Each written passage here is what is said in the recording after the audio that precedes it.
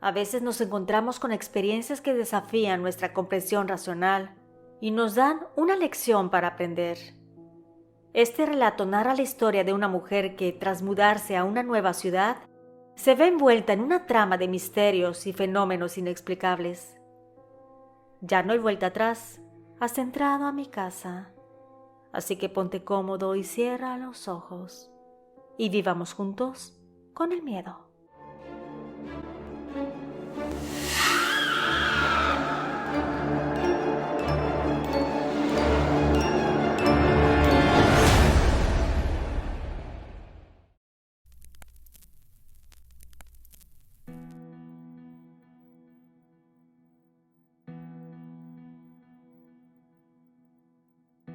Mi nombre es Marina.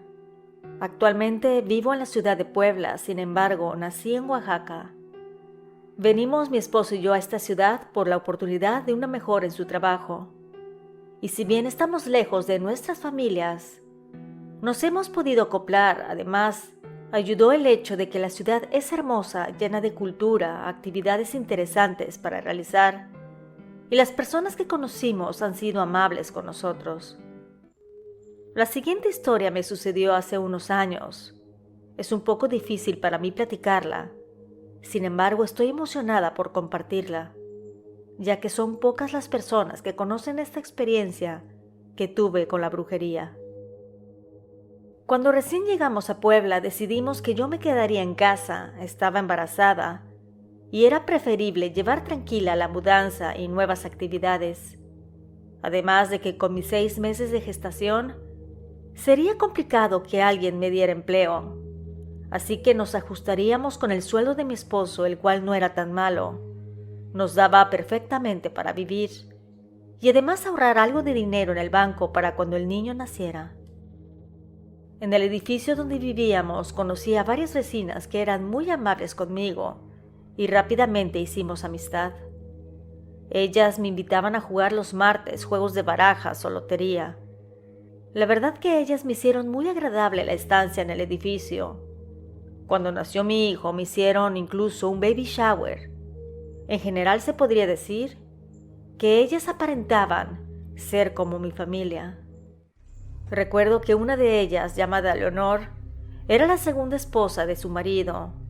Él le llevaba varios años de diferencia, por lo que tenía hijos adultos. Una vivía en los Estados Unidos y el otro hijo vivía en esta ciudad, pero el muchacho había tomado un camino diferente al de su padre.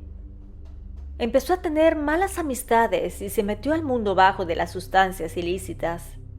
Sin embargo, llevaban ellos dos un bonito matrimonio.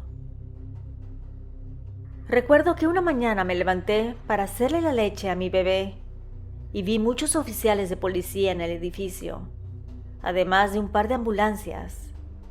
Yo me asusté porque sentí que algo malo había sucedido, y no estaba equivocada. Le dejé mi hijo a mi esposo y salí para ver qué estaba pasando. Pensaba que tal vez alguna de mis amigas se había sentido mal. Cuando llegué a la escalera vi a una de ellas llorando.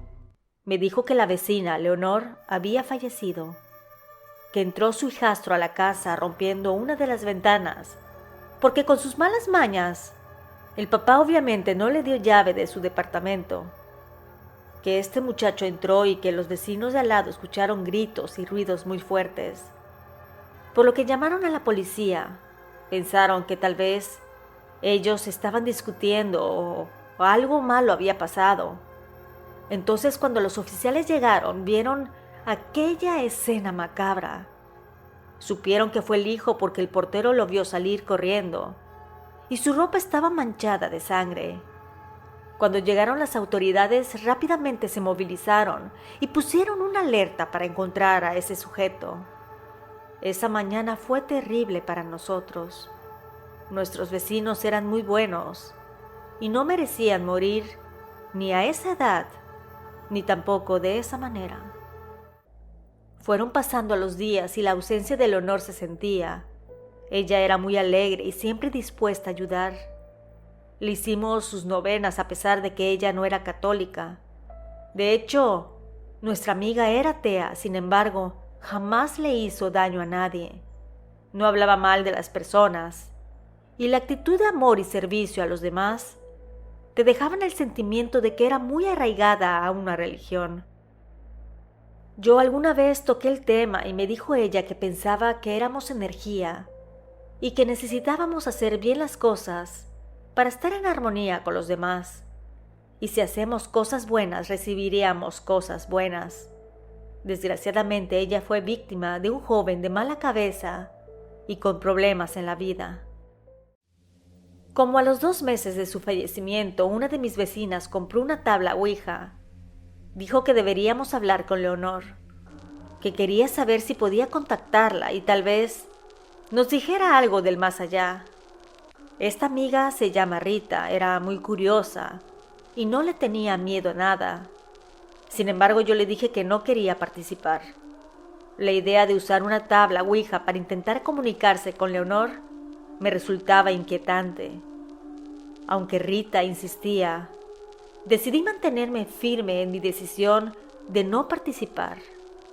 Pero su insistencia logró, según yo, que mis otras vecinas aceptaran unirse a la sesión en la habitación donde nuestra amiga había fallecido, algo que en lo particular me resultaba muy desagradable. Con la responsabilidad de cuidar a mi hijo, no me sentía cómoda estar participando en una actividad que me parecía de mal gusto y que se realizara precisamente en ese lugar tan cargado de malas vibras. Me daba mucho miedo, por lo que decidí retirarme para evitar cualquier incomodidad adicional. Mientras caminaba hacia mi casa, reflexionaba sobre la importancia de respetar los límites y las sensibilidades de los demás, especialmente en momentos tan delicados. La pérdida de nuestra amiga aún estaba fresca, y la idea de buscar comunicación con el más allá no me parecía la mejor manera de honrar su memoria. Llegó la noche señalada para la sesión con la tabla. Aunque había decidido no participar, no podía evitar sentir una cierta intriga por lo que ocurriría. Desde mi casa intenté ocuparme en otras cosas, tratando de distraerme, mientras mis vecinas se sumergían en esa experiencia espiritual. A medida que avanzaba la noche, comencé a notar que las cosas se volvían inquietantes.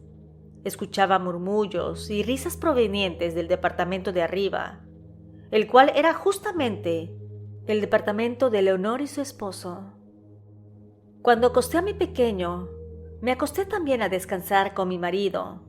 Estuvimos hablando de algunas cosas de su trabajo y le mencioné lo que mis vecinas estaban haciendo. Le dije que me daba pendiente esa situación. De repente, la luz de mi lámpara del buró empezó a parpadear y me estremecí al escuchar un ruido inusual. Decidí ir al cuarto de mi hijo para ver si estaba bien, cuando me percaté de que los ruidos venían de afuera. Escuché que tocaron a mi puerta, así que rápidamente pregunté que quién era. Y escuché un murmullo de voz femenina, por lo que pensé que era posible que mis vecinas hayan venido a verme. Así que rápidamente fui y abrí la puerta. Sin embargo, al hacerlo, el pasillo estaba completamente vacío. Lo único que sentí fue como una ráfaga de aire helado. Me dio escalofríos, por lo que cerré la puerta inmediatamente. Esa noche me costó muchísimo conciliar el sueño, además de que tuve pesadillas. Veía a mi vecina Leonor pidiendo ayuda, además de situaciones extrañas que por más que quise recordar, no podía hacerlo. Solo tenía el sentimiento de que mi sueño no fue nada placentero. Al día siguiente, después de que mi esposo se fuera a trabajar, llegaron mis amigas a contarme la experiencia de la noche anterior.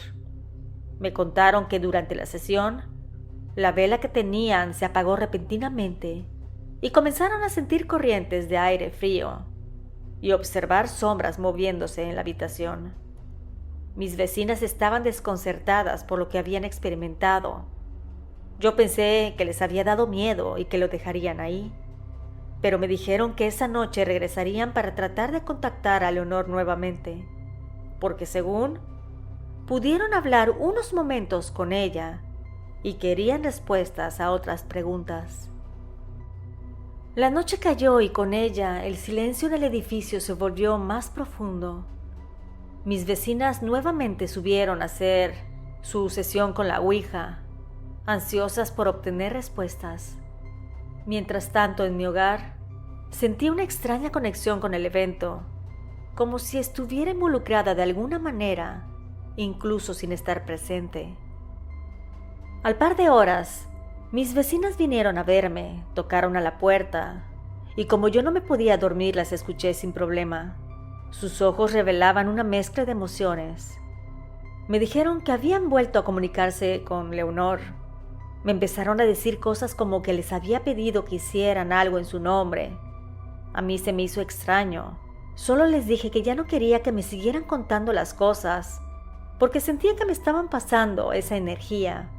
O tal vez me estaban predisponiendo mentalmente a ver cosas, porque desde que habían tenido la primera sesión, yo me sentía extraña en casa, sentía que no estaba sola, cuando en realidad solo estábamos mi hijo y yo, y que mejor ahí dejáramos esa plática. A medida que pasaban los días, las semanas, me esforzaba en recuperar la sensación de normalidad, de ser una mujer segura de sí misma y no tener miedo a estar sola en casa. Pero cuando caía la noche, la sensación de temor aparecía.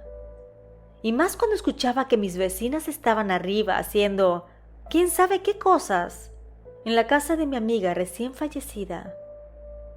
También comencé a notar que mi hijo empezó a llorar mucho, casi no quería comer, y cuando dormía veía que no tenía un buen descanso. Brincaba a cada ratito como si se asustara. Así que decidí llevarlo al pediatra para que lo atendiera. Él me dijo que había que hacerle algunos estudios porque podía ser que tuviera epilepsia, que muchos niños lo padecen pero que los padres a veces no se percatan, que mejor había que revisar para determinar si tenía aquella enfermedad y de una vez atenderla para que se controlara y curara. A mi hijo lo llevé a hacer los estudios necesarios y aunque me partía el corazón verlo conectado a esa máquina para que le leyera sus ondas cerebrales, sentía que valía la pena porque me daría una respuesta. Cuando entregaron los resultados me dijeron que el niño estaba bien, que no era epilepsia, por lo consiguiente tendría que estar observándolo todo el tiempo y en una libreta anotar si había algo inusual. Yo seguí las instrucciones y en una libreta fui anotando todo y me di cuenta de que la actividad rara del pequeño era mayor en la noche y más cuando escuchaba las pisadas arriba. Así que hice a un lado mi temor y les dije a las vecinas que iría con ellas a una sesión con la Ouija. Al par de días, realizaríamos la sesión con la Ouija en la noche. Decidí enfrentar mis temores para buscar respuestas sobre la extraña actividad que rodeaba a mi hijo. Al llegar al departamento de mi vecina, en paz descanse, me sorprendió mucho la transformación del sitio. La habitación estaba impregnada de un ambiente oscuro. En las paredes habían símbolos extraños dibujados con tiza de color rosa, velas de diferentes tamaños y colores, las cuales estaban dispersas por toda la habitación, iluminando el espacio con una luz titilante que acentuaba las sombras tenebrosas. Las ventanas estaban cubiertas por cortinas pesadas que impedían que la luz de la calle penetrara en la habitación. En el centro, sobre una mesa de madera desgastada, se encontraba la tabla Ouija. Mis vecinas, con expresiones serias y determinadas, se sentaron alrededor de la mesa. Yo sentía una mezcla de nerviosismo y expectación mientras observaba la tabla Ouija, esperando obtener respuestas sobre lo que afectaba a mi hijo. Las puntas de los dedos de dos vecinas se posaron con delicadeza sobre el pequeño cursor de la tabla. Podía observar cómo se movía respondiendo a las preguntas formuladas. Mis ojos se mantenían fijos en el indicador y podía observar cómo se movía respondiendo a las preguntas formuladas por estas mujeres. De repente un frío se sintió en la habitación. Las velas empezaron a parpadear y yo honestamente sentí miedo, mucho miedo.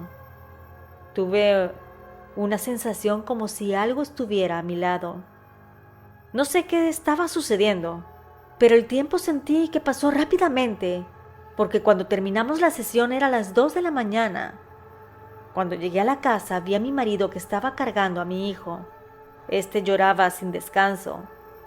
Yo le dije que me lavaría las manos y lo ayudaría. Cuando cargué al pequeño, este lloró aún más. Yo no sabía qué estaba pasando. Solo quería que él estuviera bien. A la mañana siguiente le conté a mi esposo lo que sucedió en esa casa, de cómo habían ido ambientando el sitio de manera tétrica, que se veía sucia la habitación y que era extraña la manera en que mis amigas se comportaron, que me dio la sensación de que ellas hacían eso con frecuencia, no solo desde la muerte de Leonor, sino de tiempo atrás, y que yo tenía miedo de estar cerca de ellas. Mi esposo, aunque escéptico, compartió mi preocupación de estas experiencias y creyó cuando le dije que tal vez mi hijo lloraba mucho en las noches cuando ellas hacían invocaciones a quién sabe qué entidad, porque yo creía que lo que nos estaba contestando no era Leonor. A medida que los días avanzaban, evité las interacciones prolongadas con mis vecinas y mantuve una distancia saludable. Y recuerdo que mi madre vino a pasar unos días con nosotros y notó que mi hijo por las noches se comportaba diferente. Lloraba, no descansaba y estaba muy delgadito. Así que como mujer de rancho creyente en la brujería, mi madre decidió hacerle una limpia ella misma con unas hierbas que consiguió en el mercado. Pero al hacerlo me dijo que sintió que no funcionó, que necesitábamos a alguien más experimentado en los trabajos de curación. Decidimos buscar ayuda. Nos recomendaron a una anciana y aunque inicialmente dudábamos en hacerlo, estábamos dispuestos a explorar todas las opciones para ayudar a nuestro hijo. La curandera visitó nuestra casa, realizó rituales de purificación y limpieza, utilizando hierbas, rezos y agua bendita. Al hacerlo me dijo que la parte más pesada energéticamente de la casa era la habitación del niño, y esa justamente estaba debajo de donde se hacían las sesiones con la Ouija. También me dijo que las mujeres, quienes yo pensaba que eran buenas amigas, realmente eran mujeres que se dedicaban a la hechicería, y lo que estaban haciendo era obtener la energía de mi bebé para que ellas hicieran sus trabajos, y que aprovecharon el trágico incidente con mi amiga Leonor, y que ahí hacían sus cosas negras, que ellas ya sabían que había pedido ayuda, y estaban conscientes de que yo marcaría una distancia con ellas, que no les afectaba ya que al estar disponible el departamento, porque, claro, era muy difícil rentarlo, ellas podían utilizar la energía que había quedado ahí para hacer sus trabajos de brujería y también tener a la mano la vitalidad de los más indefensos. También me preguntó que si yo padecía dolores de cabeza y pesadillas. Le respondí que sí, y que incluso tenía unos días de haber empezado a despertarme en la madrugada. La curandera me dijo que necesitaba acercarme más a la iglesia, comulgar y bautizar al niño, porque si seguía en esta situación, se debilitaría y podría enfermar de gravedad. En la cuna dejó una medalla de San Benito, me dijo que estaba bendita y protegería a mi hijo. También me dijo que dejaría en la puerta de la casa una bolsa de color rojo. Adentro tendría unos limones, una moneda y un rosario, además de una pequeña plantita de sábila, que ésta me ayudaría a alejar la maldad y proteger mi hogar. Que tendría que venir 2 veces más, ya que el tratamiento para alejar el mal completamente era de 3 sesiones. Con el paso del tiempo notamos mejorías en el comportamiento de nuestro hijo. Lo bautizamos y estuvimos más tranquilos. Las noches se volvieron apacibles cuando por fin dejamos el edificio y rentamos una casa cerca del trabajo de mi esposo. Años más tarde supe que efectivamente capturaron al hijo de aquel señor y lo metieron preso por los crímenes. De las vecinas no supe nada más. Sin embargo, la experiencia me dejó una enseñanza. A veces no conocemos la otra cara de las personas, Solo nos dejamos llevar con las primeras impresiones y creemos que hay más bondad en la gente de la que realmente existe. Así que espero que te haya dejado un mensaje y que tengas cuidado de las amistades, porque puede ser que tengan otras intenciones. Gracias a la suscriptora por la confianza. Te invito a suscribirte, dar like y dejar un comentario. Con estas amables acciones, me ayudas a que sigas disfrutando de relatos originales. Nos escuchamos pronto. ¿Y tú, vives con el miedo?